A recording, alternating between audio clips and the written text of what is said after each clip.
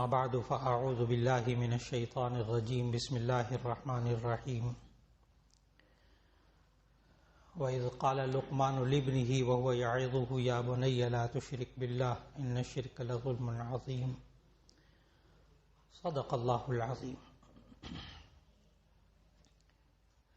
اللہ رب العزت نے ہمیں زندگی کے تمام احکام پیدائش سے لے کر موت تک کے ایک ایک واضح کر کے سکھائے، اور نبی کریم صلی اللہ علیہ وسلم نے ان احکامات پر عمل کر کے دکھایا جسے اسوہ حسنہ کہتے ہیں۔ اس اسوہ حسنہ کے سلسلے میں گزشتہ ملاقاتوں میں سیرت طیبہ کے حوالے سے قدم بقدم انسان کی زندگی میں جو ہدایات اللہ تعالیٰ نے عطا فرمائیں، نبی صلی اللہ علیہ وسلم کی سیرت مبارکہ سے اسوہ حسنہ سے ان کا تذکرہ ہو رہا تھا کہ کس طرح پیدائش کے بعد کان میں اذان دیں اور اقامت کہیں اور اچھا نام رکھیں، عقیقہ کریں۔ اس کے ساتھ ساتھ نبی صلی اللہ علیہ وسلم ایک عمل فرماتے تھے، اسے تحنیک کہتے ہیں، جسے ہم اردو زبان میں کہتے ہیں گھٹی دینا۔ اگرچہ اس کی طرف نسبت بہت سے حضرات بہت سے مختلف طریقوں سے کرتے ہیں کہ جی بعد میں بچے کا مزاج دیکھتے ہیں تو کہتے ہیں اس کو گھٹی کس نے دی تھی، اسی کا مزاج آیا۔ یہ کوئی شرعی باتیں نہیں ہیں، لیکن نبی صلی اللہ علیہ وسلم جو گھٹی دیتے تھے، کوئی پہلی چیز جو اس وقت کھلاتے تھے وہ یہ کہ کھجور تھوڑی سی لی، معمولی سا ٹکڑا، اس کو خوب اچھی طرح لعاب میں گھولا اور پھر اس کے بعد بچے کے تالو کے ساتھ چپکا دیا،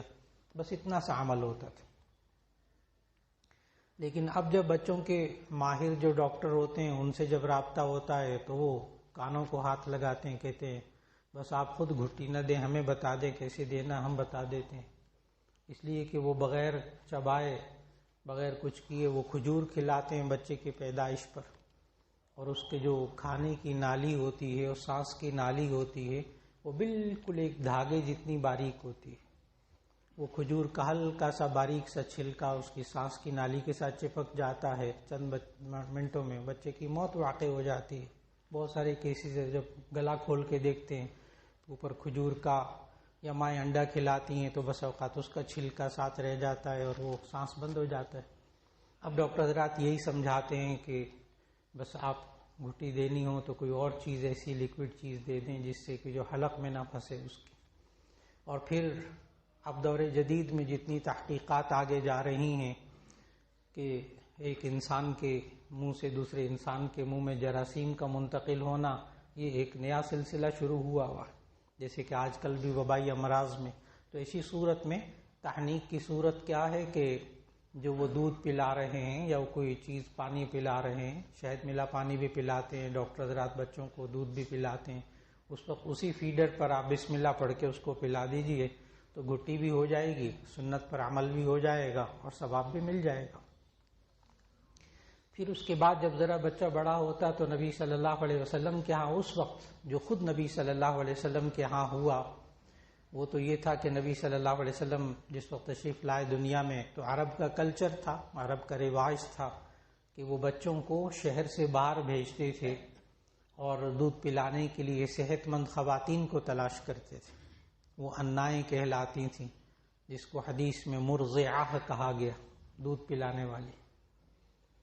تو نبی صلی اللہ علیہ وسلم کی سیرت کی تمام کتابوں میں مستند حوالوں سے باتیں لکھی ہوئی ہیں کہ نبی صلی اللہ علیہ وسلم کو اس وقت جو بچے پیدا ہوئے ان دنوں میں ان سب کو دیکھتے تھے لوگ، وہ جو خواتین آتی تھیں دیہاتی خواتین، کوشش کرتی تھی مالدار گھرانے کے بچے ہوں تاکہ ان کو دودھ پلائیں تو پیسے بھی مل جائیں۔ وہاں لکھا ہے کہ سیرت کی کتابوں میں کہ جب جناب حلیمہ سعدیہ تشریف لائیں تو اس وقت باقی اور تو کوئی بچہ نہیں تھا، صرف نبی صلی اللہ علیہ وسلم تھے۔ چنانچہ یہ ان کو حضرت آمنہ سے لے گئیں دودھ پلانے کے لیے، اس وقت 2 سال تک دودھ پلانے کے لیے وہ انائیں مرضعہ لے جاتی تھی دیہات کے اندر تاکہ صحت مند عورتیں دودھ پلائیں۔ اور پھر اس میں ایک یہ بھی حکمت ہوتی تھی کہ وہاں دیہات کی جو زبان ہوتی تھی وہ فصیح ہوتی تھی، خوب فصیح و بلیغ، یعنی بچہ جو ہے وہ صحیح عربی سیکھتا تھا، صحیح زبان سیکھتا تھا. یہ بھی ایک منشا ہوتی تھی اس میں باہر بچے کو بھیجنے میں. تو وہاں کا ایک معمول اور رواج تھا اس وقت. جناب حلیمہ کہتی ہیں کہ ہمارے ہاں غربت بہت زیادہ تھی، اتنی زیادہ غربت تھی کہ اونٹ بھی جو ہے کمزور ہو گئے تھے، گھر کے افراد بھی کمزور ہو گئے تھے، بکریاں بھی کمزور ہو گئی تھیں. لیکن وہ خود کہتی ہیں، جناب حلیمہ سعدیہ روایت نقل کرتی ہیں کہ نبی صلی اللہ علیہ وسلم کو جب لے کر آئیں دودھ پلانے کے لیے، تو جو ہی وہ گھر میں آئے تو بکریوں کے تھن بھی دودھ سے بھر گئے، اونٹنیاں بھی صحت مند ہو گئیں، اور گھر میں اللہ نے برکتیں نازل فرمانا شروع کر دیں، اور اسی میں پرورش ہوتی رہی. اور نبی صلی اللہ علیہ وسلم خود بھی قرآن مجید کے اندر باقاعدہ اللہ تعالیٰ نے آیات نازل کی اس بارے میں. یہ وہ موضوع ہے کہ بچوں کو دودھ پلانا اور خواتین دودھ پلائیں، مائیں دودھ پلائیں، یہ اب وہ موضوع ہے جس پر اربوں ڈالر دنیا خرچ کر رہی ہے، اربوں ڈالر خرچ کر رہی، صرف اس لیے کہ جب مائیں دودھ نہیں پلاتی تو اسی صورت میں دوسری طرف کینسر موجود ہے، کہ اللہ نے وہی غدود بنائے ہیں دودھ بنانے کے لیے، اور انہی غدود کو استعمال نہیں کیا جاتا، وہی دودھ پس کی شکل یعنی پیپ کی شکل اختیار کر لیتا ہے، اور وہیں وہ سارے کے سارے سسٹم جو آج وہ پنک ریبن کی ایک بہت بڑی تحریک چلی ہوئی ہے پوری دنیا کے اندر چیسٹ کینسر کے بارے میں. تو میری خود جب بہت ساری ملاقات ان ڈاکٹر سے ہوئی جو کہ اس کینسر کے چیسٹ کینسر کے ماہرین ہیں، تو انہوں نے کہا کہ واحد علاج ہے کہ یہ عورت خود اپنے بچے کو دودھ پلائے، اس کو کینسر نہیں ہو سکتا، اس خاتون کو ساری زندگی کینسر نہیں ہو سکتا. اللہ کا نظام ہے نا، خالق کا نظام ہے. اور سورہ بقرہ میں اللہ تعالیٰ نے باقاعدہ ہدایات دی،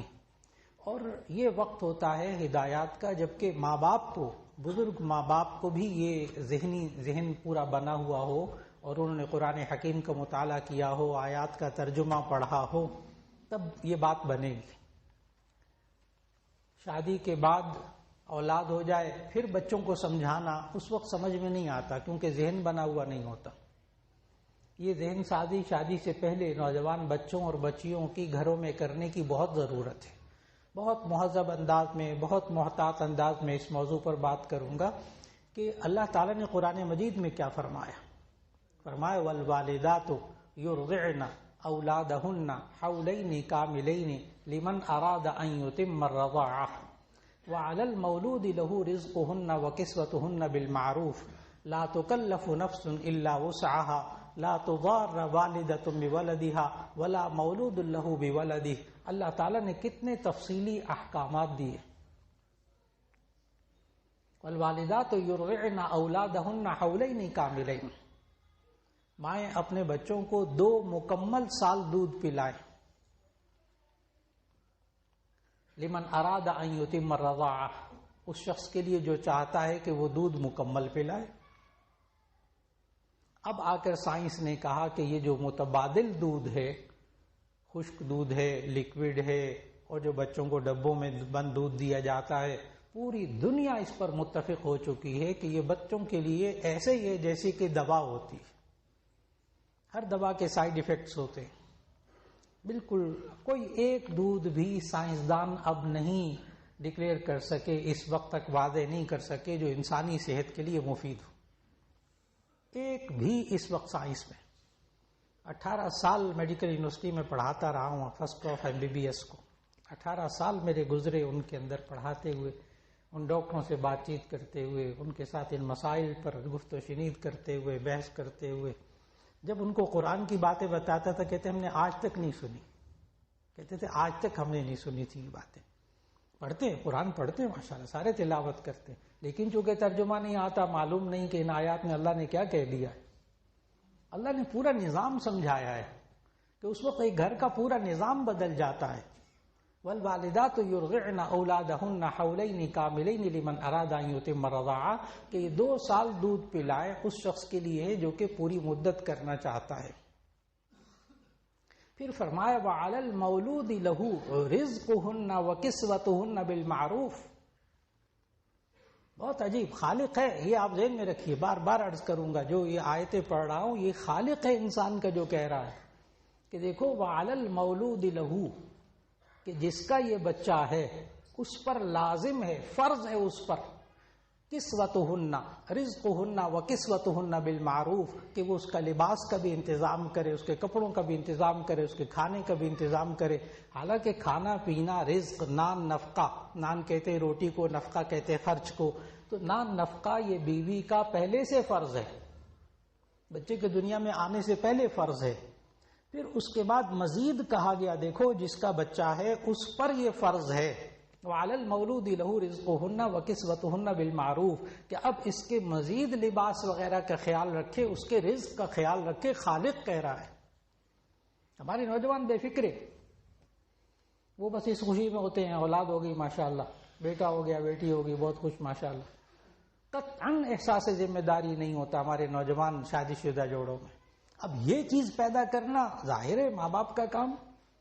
یہ چیز پیدا کرنا، یہ چیز سمجھانا، پہلے سے ذہن سازی کرنا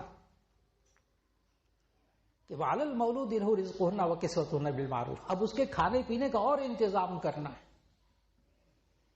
یہاں تک کہ اللہ خالق ہے، روزے فرض ہیں، روزے فرض ہیں رمضان میں،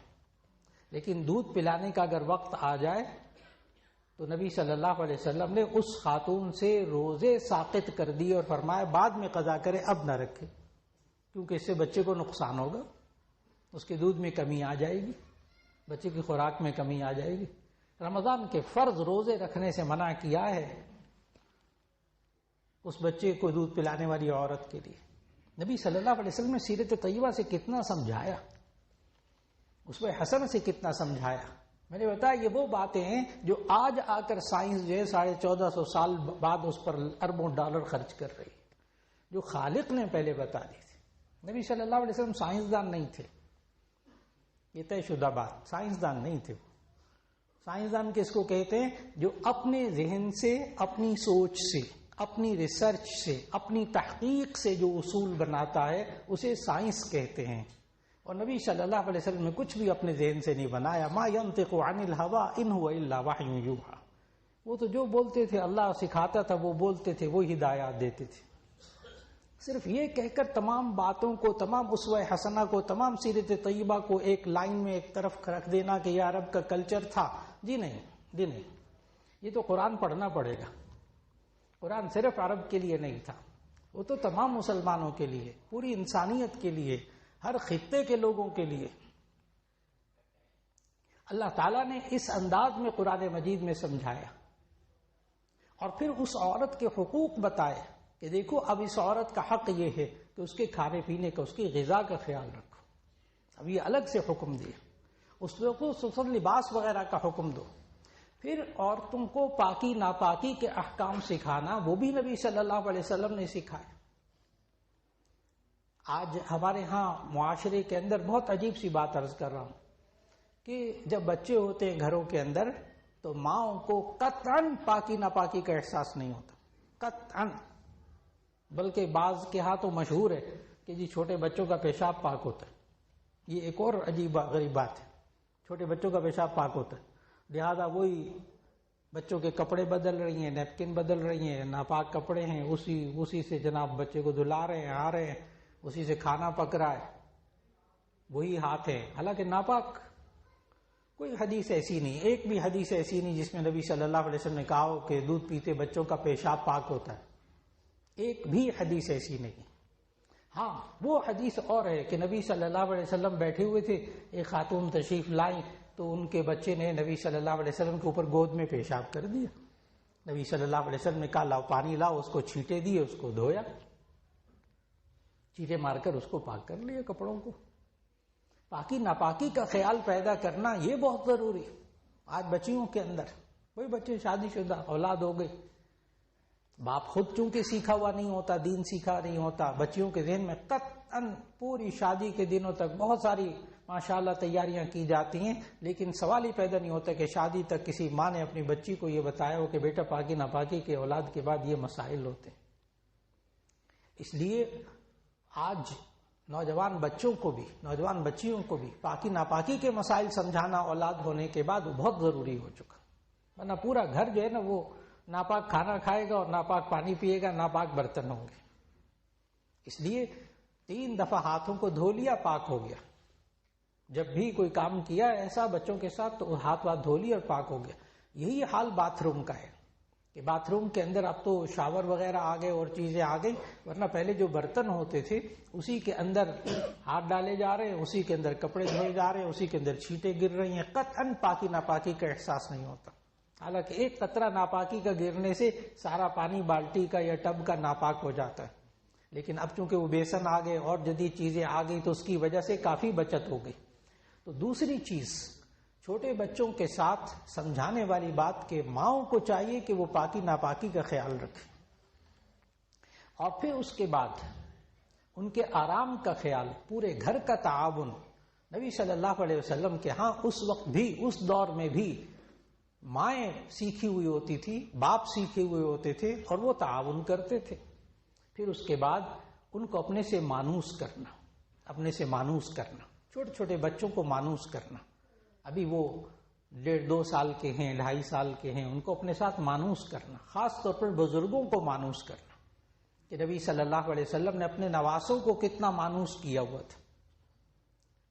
کہ وہ نواسے نبی صلی اللہ علیہ وسلم گھر میں، ظاہر ہے نوافل سنتیں نبی صلی اللہ علیہ وسلم گھر میں پڑھتے تھے، فرض مسجد میں جا کے پڑھتے تھے نبی صلی اللہ علیہ وسلم، عادت مبارکہ یہ تھی ان کی۔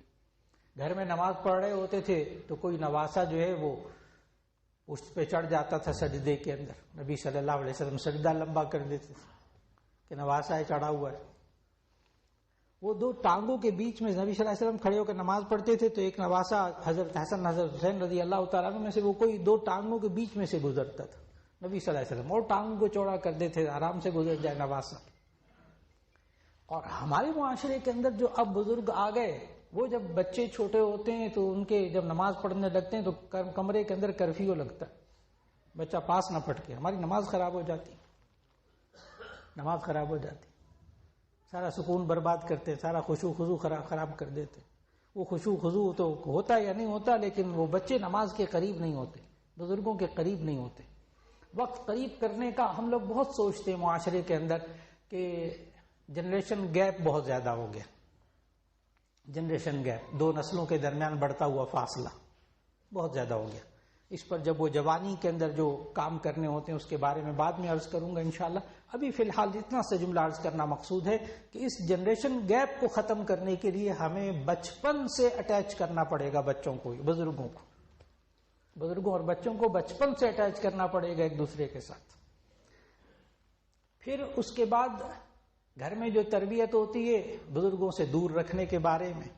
کہ بزرگوں کو فلاں تکلیف ہے، بچوں کو بھی تکلیف ہو جائے گی، چنانچہ وہ بزرگوں کو اور زیادہ الگ کرتے ہیں، ان کے کمرے بھی الگ کر دیتے ہیں، ان کے پھر اٹھنا بیٹھنا بھی الگ کر دیتے ہیں، کھانا پینا بھی الگ کر دیتے ہیں۔ نتیجہ یہ ہوتا ہے کہ وہ جو تربیت کرنے والے بزرگ جو بوڑھے بوڑھے گھر میں ہوتے ہیں، جنہوں نے ساری زندگی ٹھوکریں کھائی ہوتی ہیں، وہ تربیت نہیں کر پاتے، وہ ان کو الگ کر دیا جاتا ہے ہمارے معاشرے کے اندر۔ جب پہلے اکٹھے رہتے تھے، جوائنٹ فیملی سسٹم ہوتا تھا، جوائنٹ فیملی سسٹم جائز ہے ناجائز ہے ضروری ہے نہیں ہے الگ بحث ہے، بالکل الگ بحث ہے، لیکن بزرگوں کے ساتھ رہنے سے جو کیفیات اور جو سلیقے ملتے ہیں نوجوان نسل کو، وہ شاید ان کو خود اپنی ریسرچ سے نہ مل سکے۔ لیکن اس معاشرے میں کہ جنہوں نے اپنے بزرگوں کو اولڈ ہوم بھجوا دیا، اولڈ ہاؤس بھجوا دیا، بوڑھوں کے گھروں میں بھجوا دیا، اپنے گھروں سے نکال کر ان کو فارغ کر دیا، آج وہی فیملی لائف سے، گھریلو زندگی سے بالکل خالی ہو چکے۔ فیملی لائف ان ملکوں میں ختم ہو چکی ہے، اور ابھی بھی ان ملکوں کے اندر جو لوگ اپنے بزرگوں کے ساتھ اپنے بچوں کو رکھ رہے ہیں آج وہاں بھی موجود ہے، ابھی بھی موجود ہے۔ وقت کی ضرورت کہ ہم اپنی نوجوان نسل کی رہنمائی کریں کہ اللہ اور اس کے رسول صلی اللہ علیہ وسلم نے اس وقت میں کیا سکھایا، ان کے اندر صبر اور برداشت کو پیدا کرنا۔ اور نبی صلی اللہ علیہ وسلم نے، جب انسان کے گھر میں نوجوانوں کو خاص طور پر عرض کروں گا کہ نبی صلی اللہ علیہ وسلم نے ایک جملہ ارشاد فرمایا کہ انما الولد مبخلۃ مجبنۃ، اور ایک حدیث میں فرمایا چھوٹے چھوٹے بچوں کو خطاب کرتے ہوئے انکم لتبخلون وتجبنون وتجہلون، کہ اولاد انسان کو بخیل بنا دیتی ہے، کنجوس بنا دیتی ہے، اور انسان کو اولاد جو ہے اس کی وہ بزدل بنا دیتی ہے، اور اس کے ساتھ ساتھ جاہل بھی بنا دیتی ہے۔ یہ نبی صلی اللہ علیہ وسلم نے بتایا کہ اولاد انسان کو بخیل بھی بناتی، کنجوس بھی بناتی ہے۔ اور وہ کیسے؟ کنجوس کس کو کہتے ہیں؟ جو گنجائش ہوتے ہوئے بھی اپنی ضرورت پر خرچ نہ کرے۔ گنجائش ہے، کر سکتا ہے اپنے لیے، پھر بھی اپنی ضرورت پر خرچ نہ کرے، اس کو بخیل کہتے، کنجوس کہتے۔ جب اولاد ہو جاتی ہے تو پھر ایسی صورت میں کوئی موقع آتا ہے، عید آتی ہے، فلاں آتا ہے، وہ کہتے ٹھیک ہے میرے کپڑے وہ پچھلے سال والے ٹھیک ہیں، بچے کے لیے جوتا آ جائے، بچے کے لیے کپڑے آ جائے، میری خیر ہے، میری خیر ہے۔ یہ انسان کو اولاد بخیل بناتی، کنجوس بناتی۔ یہ اولاد انسان کو بزدل بناتی ہے۔ یہی نوجوان شادی سے پہلے، اولاد ہونے سے پہلے، اس کو گھر میں کوئی بچہ روتا تھا تو اس کو غصہ آتا تھا، سنبھالے نہیں جاتے بچے۔ اور یہی انسان ہوتا ہے جب اپنی اولاد ہو جاتی ہے تو رات کو بچہ روتا ہے، چلاتا ہے، یہ باپ جو ہے نوجوان لے لے کر اس کو گود میں پھرتا ہے، اس کو غصہ سب ختم ہو جاتا ہے، کیونکہ بزدل ہو جاتا ہے۔ جب انسان کو خلاف مزاج، خلاف اصول، خلاف مفاد دیکھ کر بات غصہ نہ آئے تو اسے بزدل ہی کہتے ہیں۔ یہ انسان بزدل ہو جاتا ہے، صحیح نبی صلی اللہ علیہ وسلم نے سمجھایا، یہ انسان بزدل ہو جاتا ہے، پھر اس کے غصے سارے بدل جاتے ہیں، اللہ تعالیٰ دل میں رحم ڈال دیتا ہے۔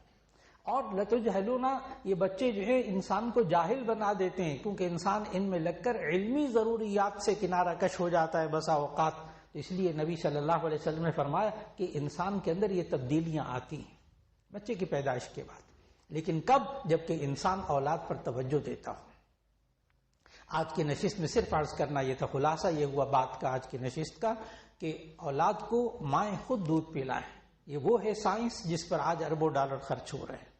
اور دوسرا، پھر باپ کو چاہیے کہ تعاون کرے، مالی تعاون کرے، ان کے رزق کا، ان کے کھانے پینے کا، ان کے لباس کا خیال رکھے، اللہ نے قرآن میں حکم دیا۔ اور پھر اس کے بعد معاشرے کے اندر جو گھریلو معاشرہ افراد ہیں وہ ایک دوسرے کے ساتھ تعاون کرتے ہیں، اللہ تعالیٰ وہ وقت خیریت کے ساتھ گزار دیتا ہے۔ اور آخری بات جو درمیان میں عرض کی کہ آج بزرگوں کو چاہیے کہ وہ نو عمر بچوں کو، نومولود بچوں کو اور بالکل ابتدائی زندگی کے اندر اپنے سے قریب کرنے کی کوشش کریں۔ جب وہ اب دور کرتے رہیں گے، پھر جب وہ ہوش سنبھال لیں گے، پھر ہم چاہیں گے کہ وہ ہمارے قریب آ جائیں، بہت دیر ہو چکی ہوگی۔